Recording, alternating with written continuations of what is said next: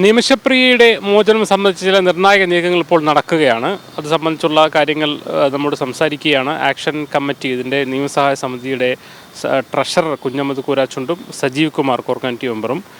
ഇപ്പോൾ Kanthapuram A P Aboobacker Musliyar ഇടപെട്ടിട്ട് അവിടെ ഹാഫിൽ ഉമറുമായി ബന്ധപ്പെട്ട് ചില നീക്കങ്ങൾ നടക്കുന്നുണ്ട്. എത്രത്തോളം പ്രതീക്ഷയോടെയാണ് ഇതിനെ കാണുന്നത്? നല്ല പ്രതീക്ഷയുണ്ട്. കാരണം അദ്ദേഹത്തിന് യമനിൽ നല്ല ബന്ധമുണ്ട് അവിടുത്തെ പണ്ഡിതന്മാരുമായിട്ട്. ആ പണ്ഡിതന്മാരുമായിട്ടുള്ള ബന്ധം ഈ ഒരു കാര്യത്തിൽ ഉപയോഗപ്പെടുത്താൻ കഴിയും എന്നുള്ള പ്രതീക്ഷയാണ് ഞങ്ങൾക്കുള്ളത്. മിനിഞ്ഞാന്ന് മുതൽ അദ്ദേഹം നല്ല നീക്കം നടത്തുന്നുണ്ട്. ആ നടത്തിയ നീക്കത്തിൻ്റെ ഒരു റിസൾട്ട് നാളെ മറ്റന്നാൾ കൊണ്ട് നമുക്ക് കിട്ടുമെന്ന് തന്നെയാണ് നമ്മൾ പ്രതീക്ഷിക്കുന്നത്. 16-ാം തീയതിയാണ് വധശിക്ഷ നടപ്പാക്കാൻ തീയതി കണ്ടിരിക്കുന്നത്. അപ്പോൾ ഏതോ അർത്ഥത്തിൽ ഈ ഒരു ചർച്ച എത്രത്തോളം അതിനെ വിജയിക്കും എന്നുള്ള പ്രതീക്ഷ നമുക്ക് നിലവിലെ അവസ്ഥ. ഈ വധശിക്ഷ നടപ്പാക്കുന്നത് മാറ്റിവെക്കാൻ വ്യത്യസ്ത കോണുകളിലൂടെ ഉള്ള ഇടപെടൽ നടക്കുന്നുണ്ട്. അവിടെ ഈ നിമിഷപ്രിയ ആക്ഷൻ കൗൺസിലിൻ്റെ നേരത്തെ തന്നെ ഇക്കാര്യത്തിൽ ഇടപെട്ട് വരുന്ന സാമുൽ ജോറോം എന്ന് പറയുന്ന വ്യക്തി അദ്ദേഹത്തിൻ്റേതായ ഇടപെടലുകൾ അവിടെ നിരന്തരം നടത്തിക്കൊണ്ടിരിക്കുകയാണ്. അദ്ദേഹത്തിന് അതിനാവശ്യമായിട്ടുള്ള സാമ്പത്തികവുമായിട്ടുള്ള സപ്പോർട്ട് ആക്ഷൻ കൗൺസിൽ 6-7 മാസങ്ങൾക്ക് മുമ്പ് തന്നെ നൽകിയിട്ടുള്ളതുമാണ്. അതോടൊപ്പം തന്നെയാണ് വിവിധ കോണുകളിലുള്ള ആളുകളുടെ പ്രത്യേകിച്ച് ഇപ്പം ഏറ്റവും ഒടുവിൽ വന്നിട്ടുള്ള എ പി ഉസ്താദിൻ്റെ ഒരു ഇടപെടൽ. ആ ഇടപെടൽ നല്ല ഗുണം ചെയ്യും എന്ന് തന്നെയാണ് നമ്മൾ ഇക്കാര്യത്തിൽ കാണുന്നത്. കാരണം ഈ വസ്തുത അവിടെ ഉണ്ടായിട്ടുള്ള സംഭവവികാസങ്ങളെക്കുറിച്ച് ഈ യഥാർത്ഥത്തിൽ ഈ ശിക്ഷയിലേക്ക് എത്താനുണ്ടായ കാരണമെന്ന് പറഞ്ഞാൽ നമ്മൾ ഈ അവൾ ചെയ്ത കുറ്റത്തെക്കുറിച്ച് നമ്മൾ മലയാളികൾക്കിടയിൽ തന്നെ വല്ലാതെ ഒരു തെറ്റിദ്ധാരണ നിലവിലുണ്ട്. കാരണം നമ്മൾ സോഷ്യൽ മീഡിയയിലൊക്കെ തന്നെ പല പോസ്റ്റുകൾക്കടിയിൽ അവളെ കൊല്ലേണ്ടതാണ്, അങ്ങനെയാണ് ഇങ്ങനെയാണെന്ന് പറയുന്നുണ്ട്. പക്ഷേ ഞങ്ങൾ ഈ കമ്മിറ്റിയുടെ ആളുകളൊക്കെ തന്നെ നിമിഷപ്രിയമായിട്ട് സംസാരിച്ചിട്ടുണ്ട്. അവിടുത്തെ യമനിലെ സാഹചര്യം മറ്റ് ഗൾഫ് രാജ്യങ്ങൾ പോലുള്ള സാഹചര്യമല്ല. അവിടുത്തെ ആഭ്യന്തര സംഘർഷങ്ങളും ആഭ്യന്തര യുദ്ധങ്ങളും വലിയ സങ്കീർണതകളുടെ നടുവിൽ നിന്നാണ് ഈ ആശുപത്രിയുമായി ബന്ധപ്പെട്ടുള്ള ഒരു സംഭവം ഉത്ഭവിക്കുന്നത്. നിമിഷപ്രിയ ഇതിൽ എത്രത്തോളം ഇൻവോൾവ്ഡ് ആണ് എന്നുള്ള കാര്യത്തിൽ അവർ തന്നെ വ്യക്തമാക്കുന്നുണ്ട്. അവർക്ക് അവിടുന്ന് രക്ഷപ്പെടാൻ വേണ്ടിയിട്ട് അവർ ഒരു മയക്കുന്ന രീതിയിൽ പ്രവർത്തിച്ചു, മയക്ക് ഇഞ്ചക്ഷൻ കൊടുത്തു എന്നതൊഴികെ ബാക്കിയുള്ള സംഭവവികാസങ്ങളൊന്നും എനിക്കറിയില്ല എന്ന് തന്നെയാണ് അവരിപ്പോഴും നമ്മൾ പറയുന്നത്. അത് നമ്മൾ വിശ്വസിക്കുകയാണ് ഇപ്പോൾ ചെയ്യുന്നത്. മാത്രമല്ല അവരുടെ സാഹചര്യം വളരെ സങ്കീർണമായിരുന്നു. അപ്പോൾ ആ വിഷയങ്ങളൊക്കെ വെച്ചുകൊണ്ട് അതിലേക്കൊന്നും നമ്മളിപ്പോൾ ഒരു പോസ്റ്റ്മോർട്ടത്തിലേക്കല്ല, ഇങ്ങനെ സംഭവിച്ചു കഴിഞ്ഞിരിക്കുന്നു. ഇങ്ങനെ അവിടുത്തെ നീതിന്യായ കോടതികൾ, അപ്പീൽ കോടതി, കീഴ്ക്കോടതി എല്ലാം ഒരേ ശിക്ഷയാണ്. കാരണം കീഴ്ക്കോടതി വിധിച്ചിട്ടുള്ള അതേ ശിക്ഷയാണ് സുപ്രീം അവിടുത്തെ കോടതിയും വിധിച്ചിട്ടുള്ളത്. ഇപ്പോൾ ഇനി 3 കാര്യങ്ങളാണ്. ഇസ്ലാമിക ശരീഅത്ത് നിയമപ്രകാരം അവിടെ എന്തൊക്കെ ആഭ്യന്തര പ്രശ്നങ്ങളും കാര്യങ്ങളൊക്കെ ഉണ്ടെങ്കിലും ഇസ്ലാമിക ശരീഅത്തിനെ അടിസ്ഥാനപ്പെടുത്തിക്കൊണ്ട് ഭരണം നടത്തുന്ന ഒരു രാജ്യമെന്ന നിലയിൽ ഇത്തരം കുറ്റകൃത്യങ്ങളിൽ 3 കാര്യങ്ങളാണുള്ളത്. ഞാൻ സൗദി അറേബ്യയിൽ 25 വർഷം ജീവിച്ച ആളാണ്. 3 കാര്യങ്ങളാണുള്ളത്. അങ്ങനെ വധശിക്ഷയ്ക്ക് വിധിക്കപ്പെട്ട ആളുകൾക്ക് 3 ഓപ്ഷൻ. ഒന്ന്, നിരവധികം കുടുംബം മാപ്പ് നൽകി വിട്ടയക്കുക.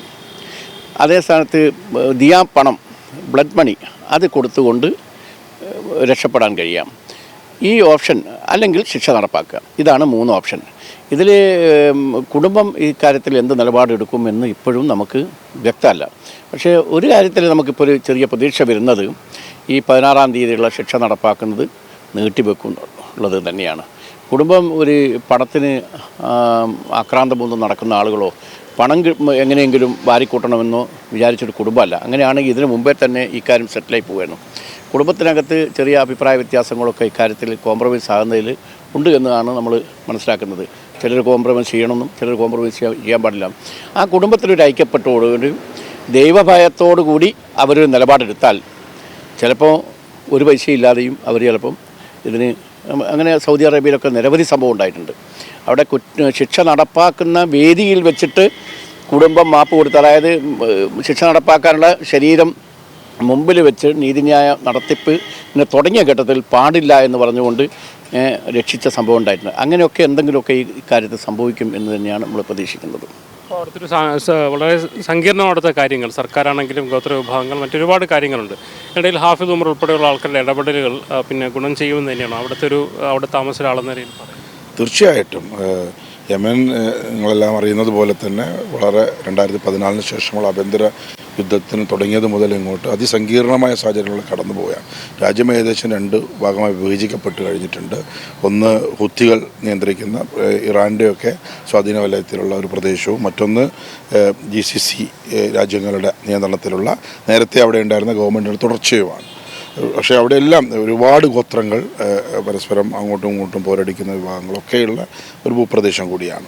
അപ്പോൾ ആ സ്ഥലത്താണ് ഇപ്പം അതിൻ്റെ നമുക്ക് പ്രത്യേകിച്ച് UN ഒന്നും അംഗീകാരമില്ലാത്ത, ഇന്ത്യ ഗവൺമെൻറ്റൊന്നും അംഗീകരിക്കാത്ത ഒരു പ്രദേശമാണ്, നിയന്ത്രണമുള്ള പ്രദേശത്താണ് ഇപ്പം ഈ നമ്മുടെ നിമിഷപ്രിയ ജയിലിൽ കഴിഞ്ഞിരുന്നത്.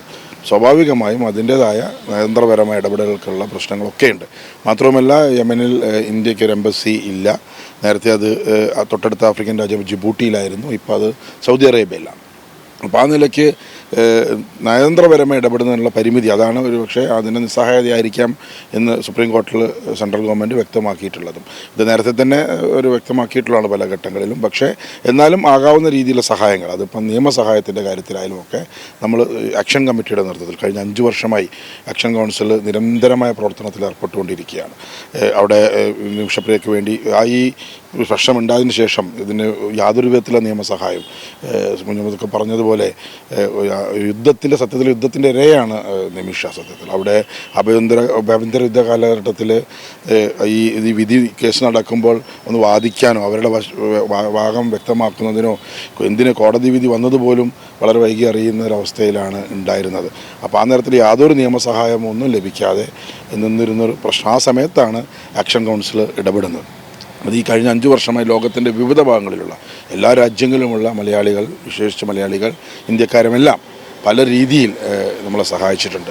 നമ്മൾ ആക്ഷൻ കൗൺസിലിൻ്റെ നേതൃത്വത്തിൽ ഈ രാജ്യത്തെ മുഴുവൻ വാതിലുകളും നമ്മൾ മുട്ടിയിട്ടുണ്ട്. അത് സർക്കാർ അധികാരികളുടെ ഭാഗത്ത്, നയതന്ത്ര തലത്തിൽ സ്വാധീനമുള്ള വ്യക്തികൾ, വ്യവസായ പ്രമുഖർ, അല്ലാത്ത തരത്തിലുള്ള മതമേലധികാരികളൊക്കെ തുടങ്ങി അങ്ങനെ എല്ലാ വിഭാഗം ആളുകളെയും നമ്മൾ ഇതിനു വേണ്ടിയിട്ട് സമീപിക്കുകയും അവരുടെയൊക്കെ സഹായം ആവശ്യപ്പെടുകയും പല രീതിയിലുള്ള സഹായം പല ഘട്ടങ്ങളിൽ ലഭിക്കുകയും ചെയ്തിട്ടുണ്ട്. അതുകൊണ്ടാണ് ഒരു പക്ഷേ ഈ 5 വർഷം ഈ ശിക്ഷ നടപ്പാക്കാതെ പോവുകയും നേരത്തെ അവർക്കുണ്ടായിരുന്ന വിധി എന്ന് പറയുന്നത് അവർക്ക് നേരത്തെ വധശിക്ഷ വിധിക്കുകയായിരുന്നു.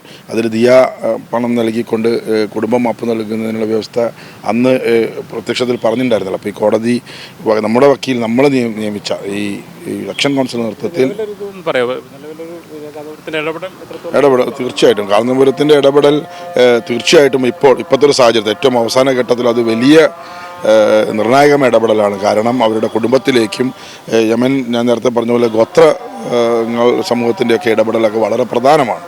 അപ്പോൾ അതിൻ്റെ ഒരു തലത്തിൽ നമുക്കിവിടെ കാന്തപുരം സാഹിബിൻ്റെ ഒരു ഇടപെടൽ തീർച്ചയായും അത് വലിയ സഹായം ചെയ്യും. അത് കുടുംബത്തിലേക്ക് നമ്മുടെ ഈ കാര്യങ്ങൾ ചർച്ച ചെയ്യുന്നതിലേക്ക് നേരത്തെയും കുടുംബത്തിലേക്ക് എത്തിയിട്ടുണ്ടെങ്കിലും ഒരു സമവായത്തിലേക്കൊന്നും എത്തുന്നതിന് നമുക്ക് കഴിഞ്ഞിരുന്നില്ല.